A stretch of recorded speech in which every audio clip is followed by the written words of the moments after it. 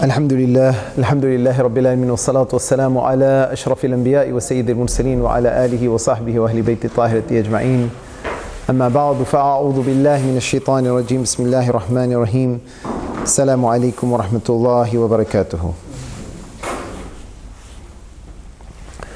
We were talking last week about Surat Al-Nahl, chapter 16 of the Qur'an, and we mentioned that in this surah Allah Ta'ala lists His favors upon mankind. First of all, the purpose of the surah is to explain the doctrine of Tawheed to the Meccans, to convince them that He alone, Allah Ta'ala, is the provider, the creator, the sustainer of their lives and of the universe.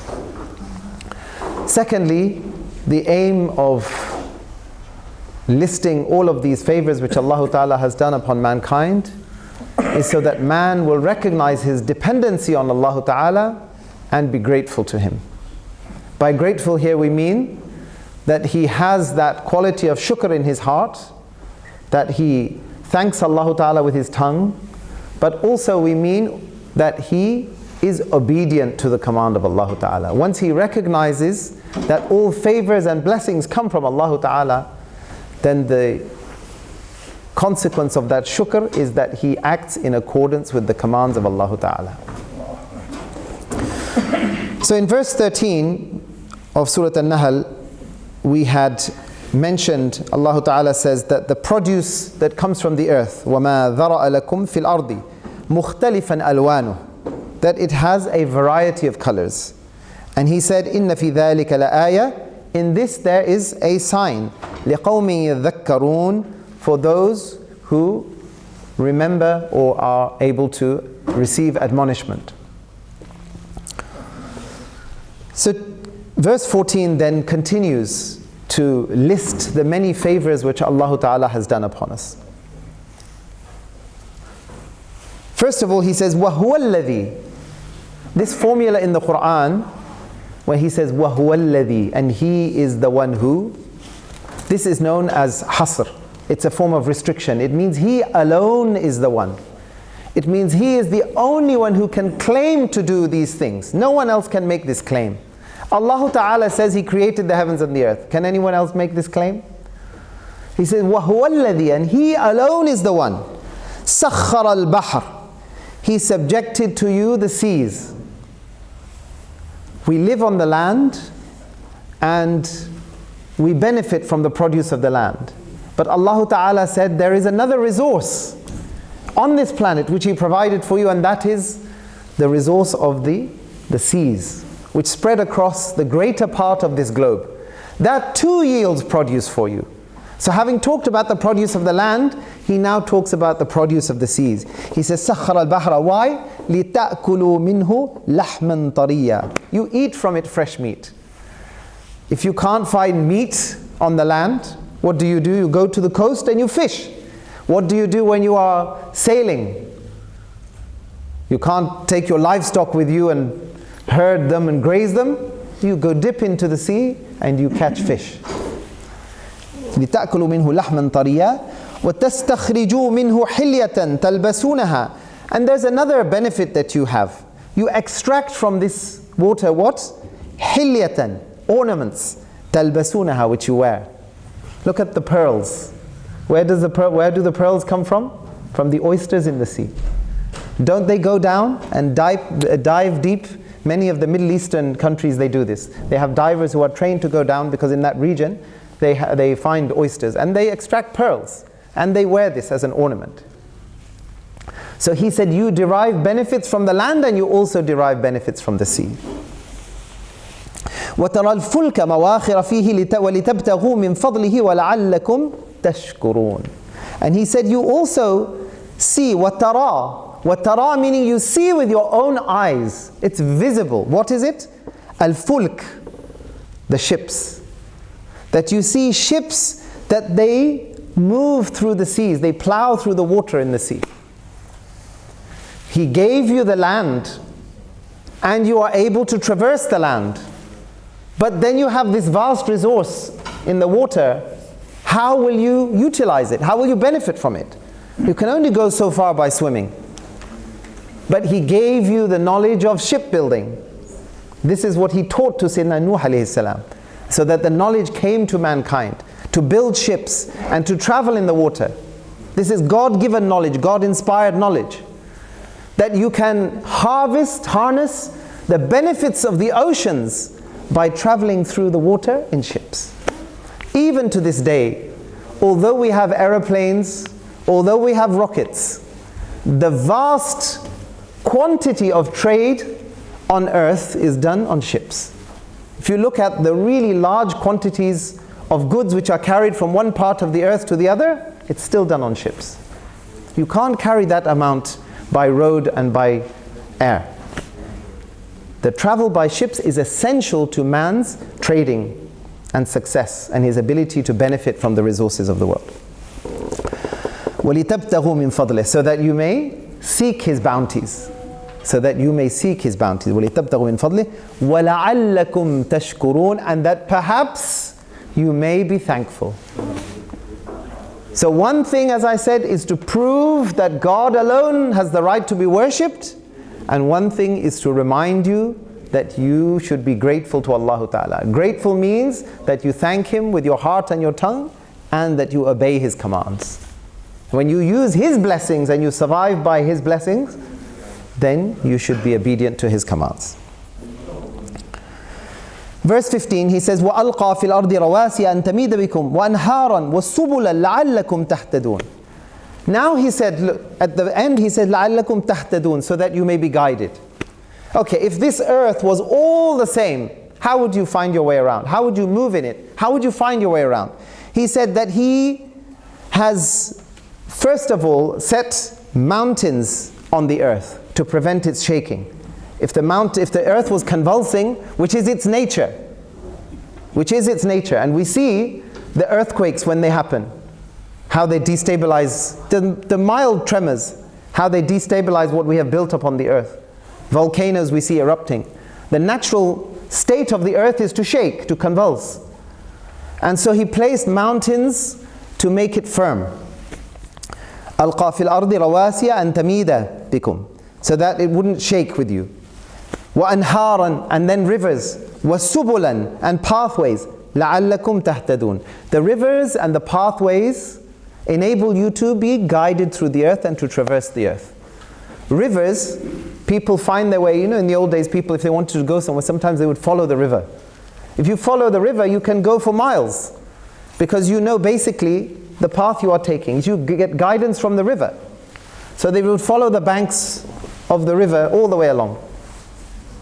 And you also know by doing that you have a fresh water source nearby, so you aren't going to go thirsty at the same time. And then you can get fish from the river maybe. And the animals will come to drink from the river, so you can eat as well if you hunt. So all of these things, the rivers provided many different forms of blessings for people. And it was a form of transport as well. You can put a boat on the river and you can travel again. It's like a road. Free transport, the tide will wash you along. So you have all of these benefits. وَالسُّبُلَ لَعَلَّكُمْ تَهْتَدُونَ. Again, even in the mountains there are pathways, so you can walk between them. This earth has been made in a way that we can walk upon it. Otherwise, underneath this is molten rock and metal. That's not very hospitable. It's the crust which Allah Ta'ala has placed on top that enables you to walk upon this surface. Otherwise, don't assume that we could walk upon this planet. So everything has been made suitable for man's needs. This is what Allah Ta'ala is explaining. The care with which this has been prepared for you should indicate to you that there is an entity, Allah Ta'ala, a creator, who has prepared this environment for you. This level of detail and care, if that was to happen by accident, then why didn't it happen on any other planet or world? So much research they have done, but they don't find this combination of facilities and life. وَعَلَامَاتٍ, and different landmarks. وَبِالنَّجْمِ هُمْ يَهْتَدُونَ, and the stars in the sky, they also use this to guide themselves. Even to this day, if equipment fails, the captains of ships, they still are able to traverse and navigate using the stars. You still have to go back to basics sometimes. Even the likes of us, if the compass on the iPhone doesn't work, we still have to, when we go on holiday, we still look at which direction is the sunrise or the sunset, and we work out the qibla. So these celestial bodies, even to this day, they guide us.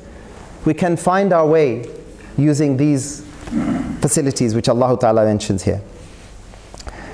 And then, now, after mentioning these blessings, he says, all of this is created by Allah, and then they worship idols besides Allah.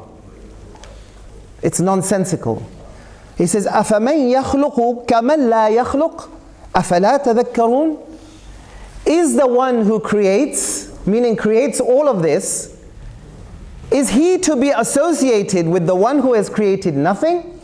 Meaning the idols who have created nothing?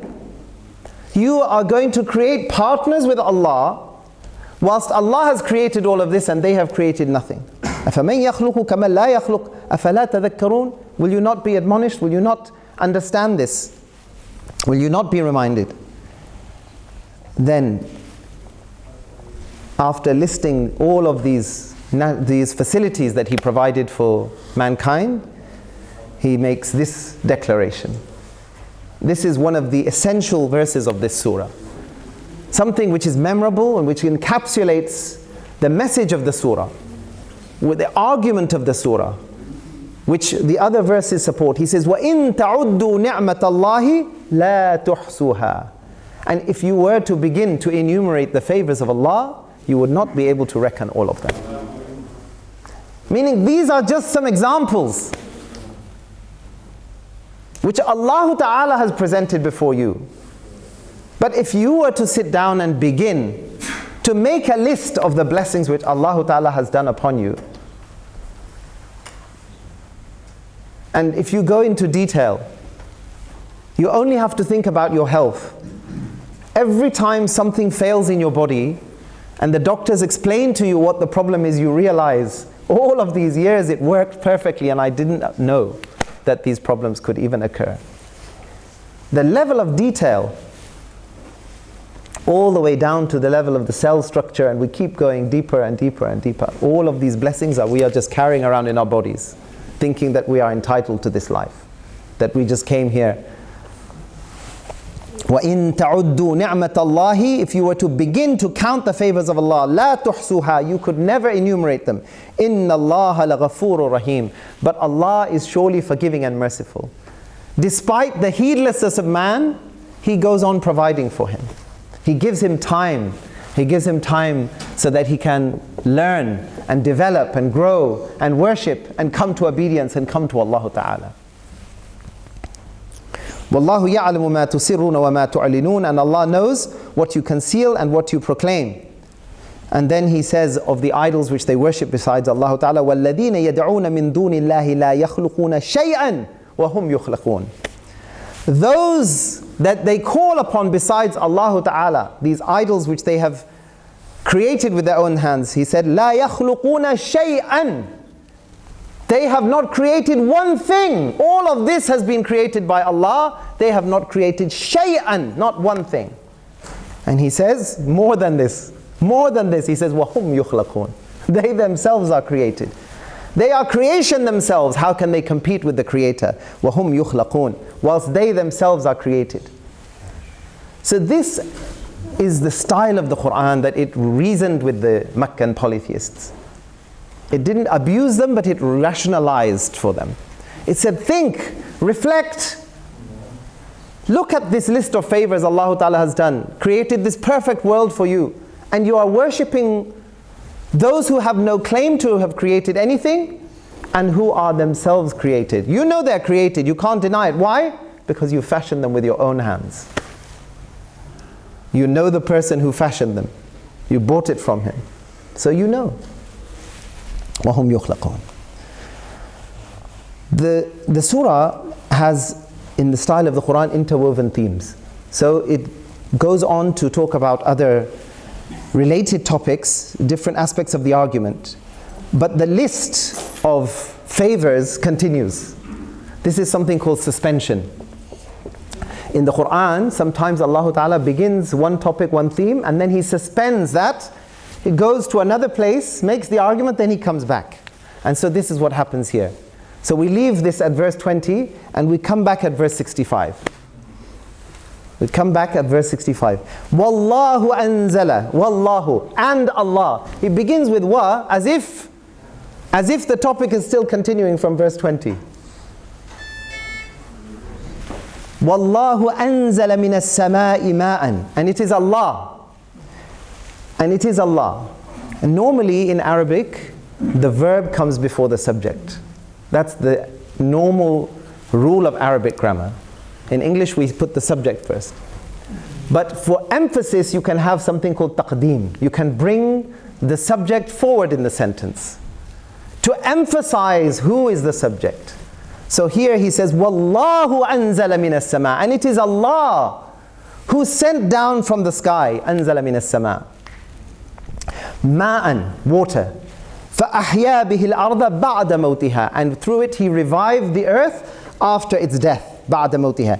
إِنَّ فِي ذَلِكَ لَآيَةً لِقَوْمٍ يَسْمَعُونَ. Surely in this there is a sign for people who listen. You remember we had this sequence. This style reminds us of the former verses. إِنَّ فِي ذَلِكَ لَآيَةً. Remember?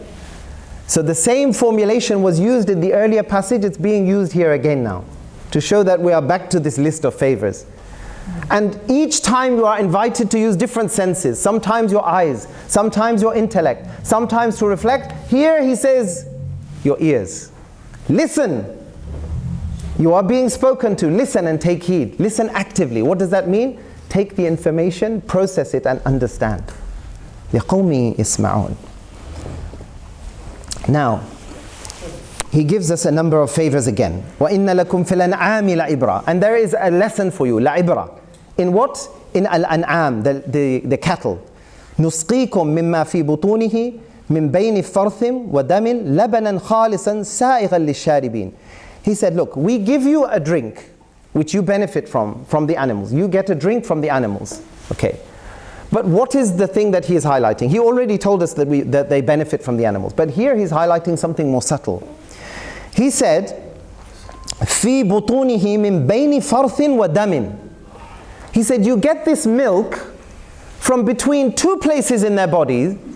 One is to do with the waste product that they produce, and one is to do with blood. Both of these are impure. Both of these are impure. So in close proximity in their bodies, you find waste product and you find blood. Both are impure and you wouldn't want to consume. But in between this, min bayni, in between this, you extract what? لَبَنًا خَالِصًا سَائِغًا لِلشَّارِبِينَ. Milk which is pure and palatable and very pleasant for the one who wants to drink. How does he do that?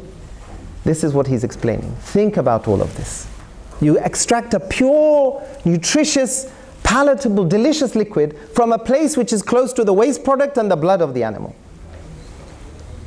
This is what he wants you to reflect upon. وَمِنَ الثَّمَرَاتِ النَّخِيلِ وَالْأَعْنَابِ وَتَتَّخِذُونَ مِنْهُ سَكَرًا وَرِزْقًا حَسَنًا إِنَّ فِي ذَلِكَ لَآيَةً لِقَوْمٍ يَعْقِلُونَ. And then there are the fruits such as the date palm and nakhil, wal-a'nab, and the grapevines. He said, yes, you have this combined fruit, this composite fruit here. تَتَّخِذُونَ مِنْهُ سَكَرًا. You are able to extract juice from it. It provides a drink for you. So it gives you at one time both hydration and nutrition. All in one. When you pack your lunch, you have to take your drink and you take your food. But the fruits Allah Ta'ala creates are such that, look at the coconut. They drink the water from the middle of it and then the surrounding layer gives them energy. Fat. Very concentrated energy. Food and drink all in one. You extract juice from it, and then you also get, so you get the sakaran, you get juice from it, you also get warizqan hasana. Also you get wonderful nutrition from this as well. Both elements are provided. Inna fi dhalika la'aya. Again in this there is a sign, liqawmin ya'qilun, for people who use their aql, people who rationalize, think rationally. And then the crux of this surah is this verse. And the one after, 68 and 69, Surat Al-Nahl. That's the name of the surah. These two verses are about the bee. Now you might marvel at the fact that a chapter of the Qur'an is named after the bee. It's a small creature. Why? Because Allah Ta'ala wants us to reflect. Now people understand the value of bees, the pollination, and the multiplication of the produce that they cause by their work. Now people understand that the pollination they do to produce honey has other benefits. The cross-pollination of flowers and so on, the plants that they do, that actually helps the plants to fertilize and it multiplies the growth. Now people are researching this. And now they're worried because the pesticides are killing off the bee populations. So now they see the damage which is being caused. They measure it now in billions of dollars. The damage from the decrease in population of bees, billions of dollars. He said, وَأَوْحَى رَبُّكَ. Another of the favors of Allah is that He inspired the bee. وَأَوْحَى رَبُّكَ. It didn't do this by itself. All of this He is explaining to you. The wonders of this universe, they didn't happen automatically. وَأَوْحَى رَبُّكَ. Your Lord inspired the bee. إِلَى النَّحْلِ أَنِ اتَّخِذِي مِنَ الْجِبَالِ بُيُوتًا وَمِنَ الشَّجَرِ وَمِمَّا يَعْرِشُونَ. Go and build your houses, your hives, where? In the mountains and in the trees and also in the roofs of houses of people. Still we hear about mountain honey. And if you see, sometimes you see these programs where the natives, they go up, they build these ladders and they go up into the mountains to cut the honey from the hives. They smoke the hives, put the bees to sleep a little bit, they cut the honey. It's dangerous work, but it's valuable. So the bees make their homes in mountains and forests and even in the roofs of people's houses. And then what did He tell the bee to do with all of this? He said, ثُمَّ كُلِي مِن كُلِّ الثَّمَرَاتِ فَاسْلُكِي سُبُلَ رَبِّكِ ذُلُلًا. And then Allah Ta'ala is the one who said to the bee, eat from all of these fruits and then follow the ways of your Lord, which Allah Ta'ala has made easy for you. Now, you need to watch the nature programs to understand this. How the bees find a meadow where they can get the pollen, then they go back home and they do this dance and explain to the others where to go, and then the others go to the same place. They explain the paths to them. You have to watch the programs to understand all of this, how subtle this is. But here, there's also, by the way, there's an assonance here. It's a linguistic term. If you look at the sound as well. Kuli min kulli thamarati fasluki. You have this kaf and lam and ya. Kuli, kaf, lam, ya. Kulli, kaf, lam. And then we have a kasra. And then fasluki, we have lam, kaf, ya. Can you see the same consonants are being played with here? 3 times in this sentence. Kuli min kulli thamarati fasluki. This is the Qur'an using its selection of words to increase the impact of what it's saying. So the bee is being told to eat from all of the fruits and then find its pathways. يَخْرُجُ مِن بُطُونِهَا. And then extracted from the bodies of these bees is what? شَرَابٌ. A drink. مُخْتَلِفًا أَلْوَانُهُ. Different colors. You see even now, the color of the honey, sometimes very dark, sometimes very red, sometimes very yellow, sometimes very pale. مُخْتَلِفًا أَلْوَانُهُ. You remember before he said the produce of the earth varies in colors? The honey is coming from the bee. But again, مُخْتَلِفًا أَلْوَانُهُ. Different colors. This is the power of Allah Ta'ala, He's saying. شَرَابٌ مُخْتَلِفٌ أَلْوَانُهُ فِيهِ شِفَاءٌ لِلنَّاسِ. And this is what is incredible. That the bee is doing work which Allah Ta'ala has asked it to do, inspired it to do. And the benefit for humans is what? فِيهِ شِفَاءٌ لِلنَّاسِ. That you can get a cure through this honey. Manuka honey has the gradings on it, doesn't it? And the price goes up according to its antibacterial properties. There is shifa for humans in the produce of these bees. You took milk from the animals, that's one benefit. You took produce from the earth, you took produce from the seas. Now he says even the little bee that you see, you get benefit from that as well. Honey with shifa, مختلفا ألوانه. إِنَّ فِي ذَلِكَ لَآيَةً لِقَوْمٍ يَتَفَكَّرُونَ. Surely in this there are signs for a people who reflect. وَاللَّهُ خَلَقَكُمْ ثُمَّ يَتَوَفَّاكُمْ وَمِنْكُمْ مَنْ يَرُدُّ إِلَىٰ أَرْضِ لِلْعُمُرِ لِكَيْ لَا يَعْلَمَ بَعْدَ عِلْمٍ شَيْئًا إِنَّ اللَّهَ عَلِيمٌ قَدِيرٌ. And then he said, Allah is the one who created you, and then He will cause you to die. And some of you He will cause you to reach a high age, so that your situation will be what? لِكَيْ لَا يَعْلَمَ بَعْدَ إِلْمٍ شَيْئًا. So that after having all the knowledge that gives you arrogance and pride and makes you think you are something, your state will be what? لَا يَعْلَمَ بَعْدَ إِلْمٍ شَيْئًا. You will know nothing again. They call it senility, call it dementia, call it these other diseases, mental diseases which happen, psychological diseases. So you come to know nothing. Further on in the surah, Allah Ta'ala says that when you were born from the wombs of your mother, you knew nothing. You had no knowledge whatsoever. It was Allah who gave you your hearing, your sight, so that you may come to be grateful. So He says you came with nothing and you will go with nothing. But it is Allah who gives you your senses to see and to understand all of these phenomena.